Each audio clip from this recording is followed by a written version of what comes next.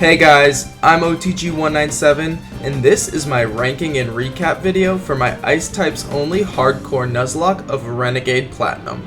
If you haven't checked out the full run already and want to, you can see it here, but I know not everyone wants to watch a 50+ minute video, so that's why I do these shorter recap videos where I go over where the type excelled, where it struggled, and ultimately rank its performance as well as the performance of its members. So without further ado, let's get into it. So the main struggle starts very early for the Ice type, as the only Pokemon we have to use in the beginning is a Smoochum, and this proves to be a big issue in the second fight against the rival due to how poorly it matches up against his Munchlax.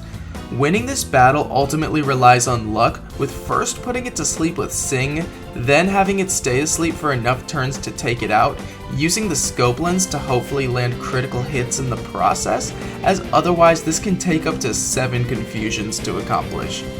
This fight comes down to luck, and the odds of winning seem to be about 15%, but on our 7th attempt we get our first win, and from there Smoochum can do well in the early game, with a lot of the trainers having flying, grass, poison, and ground types, and then when we get to the Orberg Mine, we can get an Ice Stone and add Glaceon to help out, and we can also get Spheal from an in-game trade. In our first gym battle, I was a little worried with the type disadvantage, but when strategizing for it, I had not considered the fact that in this game, Glaceon has its usual base 65 speed stat swapped with its base 95 special defense, meaning I don't have to worry about outspeeding the Onix and taking a Rock Tomb, then being outsped by everything else and taking more Rock Tombs. Instead, I can simply outspeed everything and one-shot them with Expert Belt boosted water pulses, making this fight very easy. Before the next gym, we have a fight with Jupiter that gets a little dicey, but we get by without issue. Then I can pick up a Shelter that I soon evolve with a Water Stone, and the game then allows me to go onto the first snow route past Mount Coronet, where by using a repel strategy I can guarantee myself a Sneasel. Then I take on Gardenia, who we have the type advantage against, and after setting up a substitute, Glaceon can sweep yet another gym leader, this time with Expert Belt Aurora Beams. From there, we proceed onto our next gym, and along the way we add a Rotom Frost to our team, and then we face another major hurdle, which is the fight with Elite Four Aaron just before Hearthome City. The main threat he presents is his Scizor with Swords Dance and Bullet Punch, and when strategizing how I would beat this, I thought I might have to do a heavy amount of EV training on Glaceon, and maybe even reset for a strong Hidden Power Fire or something, but I figured out something else. By setting up a substitute against his lead Dustox, I can abuse the poor AI and pass it to Sneasel, who can then set up 2 Swords Dances behind it and take it out, and then also eliminate the Scizor thanks to this game using the Gen 6 and onward matchup chart, where Steel won't resist our Stab Feint attack. From there, we have to get a little crafty dealing with the rest of his team, as Beautifly holds a Focus Sash and prevents us from just sweeping with Sneasel, but with some support to weaken its moves, we're able to set up again with Glaceon and clean up the fight. I explained in the main video that I did a test run before doing my actual attempts, which is why I had such a thought out strategy my first time around in this fight. But this battle came down to some very intricate strategies, including needing our Sneasel to be female in order to utilize Captivate, but figuring out how to win this fight was a very fun and rewarding process. After that, we face our third gym leader, Fantina. We use Captivate again to debuff her Drifblim, which passes its weakened stats to Mismagius, making it easy to set up against, as Sneasel takes it and several members of her team out after a Swords Dance. Spiritomb temporarily halts the sweep, but her weakened team is easy to deal with from there, getting us our third badge.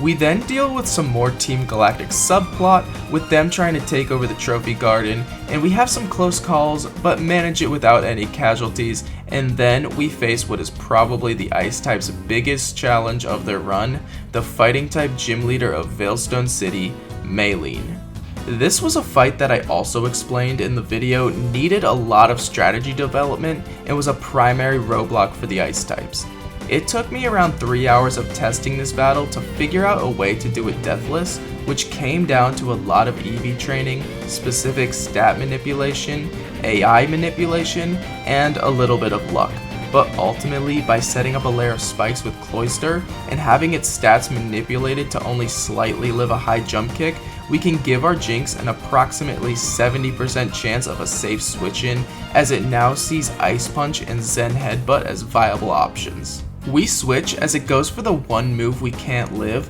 but it misses on 90% accuracy, which is what allows our chances of this plan working out to be slightly above 2/3 odds. From there, our Jinx can outspeed everything, the spikes will break Lucario's Focus Sash, and we only need to dodge one crit on Flash Cannon in order to complete the sweep. After this, our journey takes us through a series of boss fights with Lucas, Cyrus, Darok, the Rival, and Riley. But with the majority of them being trivial, I'm only going to focus on Darok, who was another really scary challenge for the Ice types, albeit to a lesser extent than Aaron and Maylene. The scary thing is that I have to depend on dodging crits against his Scope Lens Galade's close combats and hit a Will-O-Wisp. Thankfully, everything pans out as planned, and after stalling out the close combat PP, I can set up a sweep with Weavile, but it should be noted that I did test this fight a lot as well, and if we took a crit or missed Will-O-Wisp, or even if the AI just didn't cooperate, it is very possible to lose one or two team members here about 30% of the time. But after this gauntlet, we have to take on the Steel type gym leader, Byron. Despite his type advantage, this battle is extremely trivial, that being because his Bronzong here can be encored into spamming status moves like Screens and Stealth Rock, and with the AI's refusal to switch out, this means I can easily take advantage of that and set Weavile up to sweep the battle easily and get us our 6th badge. We then make our way up to Snowpoint City, where along the way we get some great new encounters that includes Mamoswine and Froslass, and then take on a pretty tricky double battle versus these temple guards that has some close calls, but we get by them with some solid play and team synergy, and then we're ready for our battle against the 7th gym leader, Candace. In our Ice vs Ice types showdown, we have the advantage of screen support with our Rotom, which makes it easy for Weavile to set up and punch a hole in her team, but then Walrein forces us out after landing a yawn, but Froslass finishes it off, clearing the way for Weavile to come back in and clean up the fight against her own Weavile and Froslass. Before getting our 8th and final badge, we have to head to the Galactic Hideout, where we're able to cleanly defeat Cyrus and Saturn, and then continue our chase to Spear Pillar, where we have to fight some of the craziest battles in this game. First is a 12v12 double battle against admins Jupiter and Mars, but thankfully we have our rival to aid us and even play the role of a meat shield, being able to be targeted by a lot of hits that we don't want to take. And he in fact even does a really good job of taking out the enemy's teams, as we end up having to spend a lot of our time switching our ice types out of danger. A very scary fight, and one that can very easily go badly, but we get by without issue. Then in the Distortion world, we have to face Cyrus in a double battle where he uses a Dialga and a Palkia, both at level 70. Did I mention I play with level caps and none of our Pokemon can be past level 62 until the next gym? I attempt a strategy using Rotom's Light Screen to weaken their special moves and chip them down, but immediately out the gate, Walrein is hit with a crit Aura Sphere, giving us our first death. From there, the rest of the fight is pretty dicey, and we even get some luck with a Hydro Pump miss from Palkia and Paralysis, getting us through the fight with Walrein as our only casualty, but it could have been much worse. Immediately after this, we have to face Cyrus's normal team in a 5 vs 6 since we can't replace Walrein, and although it starts off rough with a critical hit Cross Poison and a missed Will-O-Wisp, we're able to manage his team and put an end to Team Galactic with no more deaths. With that out of the way, we can face the final gym leader, the electric type specialist Volkner. Against him, Abomasnow makes a debut appearance in the run, doing a great job handling Rotom Wash, and the Rotom Heat has the potential to cause some problems for us, but we handle it with some luck as it misses an overheat and we crit it with Rock Climb after being burnt. Froslass takes out Electivire, who has the fighting type, and Weavile handles Luxray, who has the dark type, as well as the Raichu, and then Abomasnow comes back in to finish off Jolteon, and with that, we've got 8 badges, and we're headed to the league. Through Victory Road, we face many tough trainers, and I swear to God, like every trainer in here has Pokemon with close combat and Stone Edge. It ends up being very difficult, but here is where Cloyster deserves a huge shout out for being able to take these moves extremely well. That being said, our death count starts to rack up as on our way through we lose Glaceon, Dugong, Rotom, and Abomasnow, bringing our death count to 5. But then we make it to the Elite Four with our hopeful team of 6, whose dreams are quickly crushed as through the first 2 fights we lose Froslass, then Cloyster and Lapras, and finally Flint's Scarfed Houndoom outspeeds and takes out the rest of the team. So that's gonna be a reset. Yet again, it took us several tries to get past the second rival fight, but in attempt 12, we get it done, and getting all the way back to the league, we lose more team members to varying circumstances, including Rotom and Abomasnow, but most importantly, I figured out a way to make the fight versus Dialga and Palkia much cleaner and safe, and so we get back to the league, this time with Walrein still alive. Now in the first round of the league, they all have 4 different teams that they choose at random, but I bring along what I believe to be the best team for all of them, and we're able to meticulously fight our way through Aaron with no deaths, smack around Bertha and her ground types after some setup, and then we obliterate the majority of Flint's team with Earthquakes from Scarfed Mamoswine, but this time we have Walrein, whose Thick Fat ability will keep the Houndoom's Fire Blast in check, but in this case it locks itself into Solar Beam, and we can use Weavile to finish it off. Lucian is a little tricky, as we have to plan around his lead Espeon setting up Reflect, but after stalling some turns and then setting up on the Girafarig, the Reflect runs out, letting our Weavile sweep his team, leaving only the champion left for us. Things start off well against her. She leads with Togekiss, but ultimately ends up switching to Lucario, who we stave off by having it kill itself with its own high jump kick recoil. Then she sends in Spiritomb, who can only damage us with Dark Pulse, so I send in Weavile to set up, and then begin to sweep her team one by one, but I choose to switch against her Milotic, who has the Fairy type in this game, and resists all our moves. Though, in hindsight, this probably needlessly complicated things, as +6 Feint Attack boosted by Technician probably one-shots it, but I end up switching around a lot and having some major scares after Scald Burns, and it constantly healing itself, but eventually I take it out with some Banded Earthquakes from Mamoswine, finishing the battle and making us champion. Though, I don't end the playthrough here. I proceed on to the endgame where there are more challenges, including 6 unofficial gym leaders that I face, though we have very reliable options for all of them, and none of them give us any issue, and the same is true for Team Galactic and Stark Mountain, and the gym leader rematches. Except, we do lose Glaceon, but finally we're ready to face the league again, and truly put an end to this run.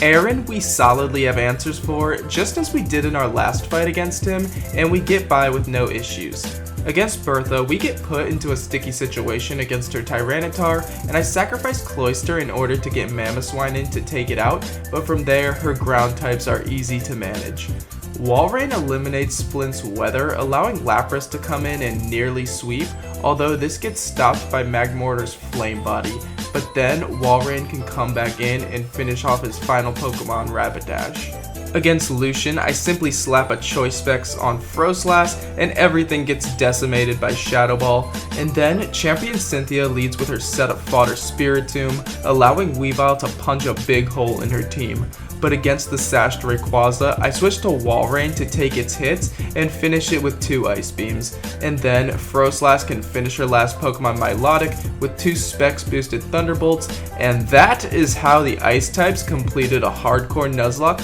of Renegade Platinum. So now, let's get to the rankings. So the Ice type, if I'm being completely honest, has a really rough time running this game. 12 attempts isn't too bad, but without a test run, this would have easily taken upwards of 5 times that many attempts. They have many tough sections in this game, and the Ice type has very little room for error, as every member plays a very important role, and with only 12 Pokemon to work with, they force you to play very carefully, as one untimely death, like Jinx before Maylene or Walrein before Flint, can screw the whole run. That being said, at the end of the day, they gave me enough to work with to have viable ways to deal with all the challenges in their path, although it did take a bit of luck, but they won't be going into the lowest tier. The Ice types will be ranked in the C tier.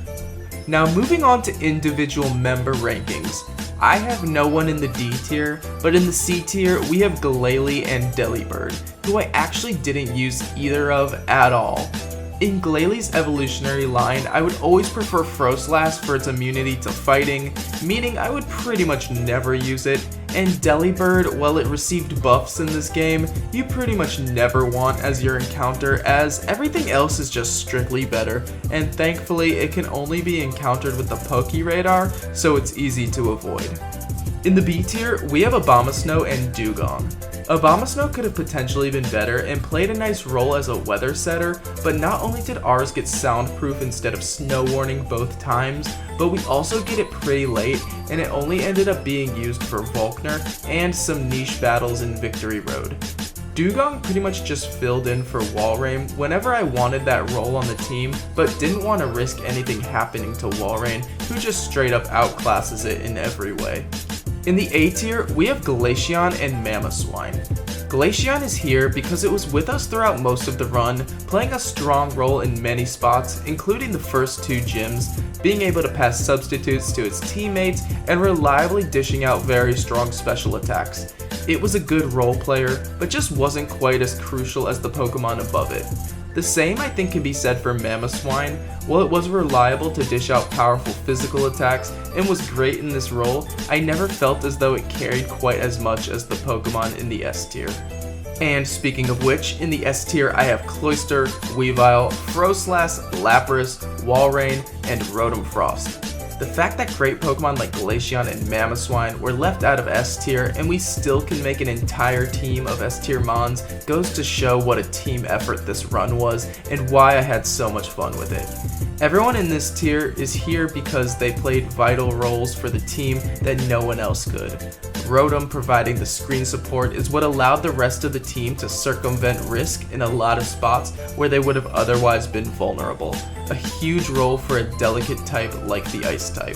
Walrein's ability to eat fire moves, support with Encore, and stall out a win in tough spots was much needed, and it did an amazing job at it. Lapras was a Dark Horse team member. While I expected it to just be another take on the Dewgong Walrein role, it actually found its own niche as a tanky Dragon Dance sweeper, finding a lot of spots to set up and make otherwise tricky fights trivial with its ability to set up while taking hits safely from shell armor. Froslass was very reliable at firing off powerful special attacks, but its immunity to fighting moves in a game packed to the brim with close combat users is ultimately why I believe it outclassed Glaceon and provides an invaluable role. Weavile goes without saying. Incredible coverage, power, and will almost always reliably outspeed the opponent and win the game if you can get it into the right spot.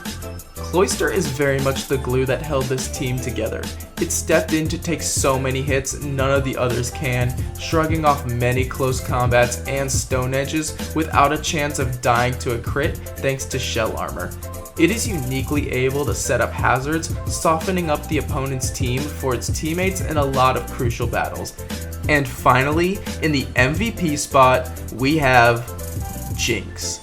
My last run was actually a Psychic run where Jinx was in the bottom of B tier, so I think this goes to show how much the value of a Pokemon can vary by context. Jinx is here for one reason: Maylene. The fact of the matter is, I don't think without Jinx this run gets past 3 badges. Everyone else in the S tier, we sung their praises, and truly if any of them were given MVP, it would be well earned, but when I try to think of who we truly could not have done this run without, I think of Jinx and how without it, our biggest roadblock may have just been insurmountable, and so for that reason, Jinx is the team MVP for the Renegade Platinum Ice types. Thanks so much for watching. If you enjoy this Nuzlocke content, consider leaving a like, subscribing, and stay tuned for my next run. Let me know which type you'd like to see me do a run with, and have a good one.